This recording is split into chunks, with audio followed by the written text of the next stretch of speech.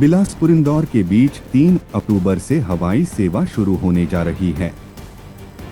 Alliance air company की इस हवाई सेवा के लिए बुकिंग शुरू हो चुकी है।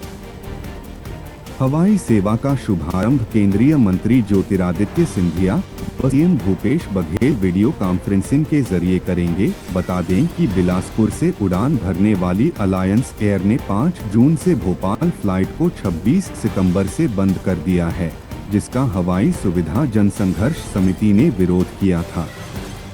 जिसके बाद अलायंस एयर ने बिलासपुर से इंदौर के लिए 3 अक्टूबर से हवाई सेवा शुरू करने का फैसला लिया है।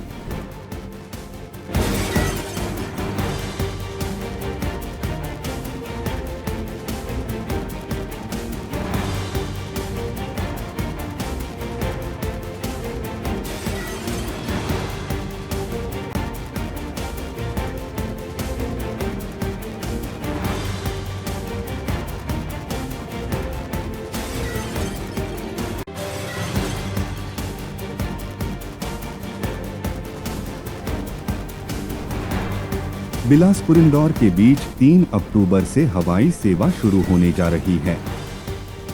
अलायंस एयर कंपनी की इस हवाई सेवा के लिए बुकिंग शुरू हो चुकी है।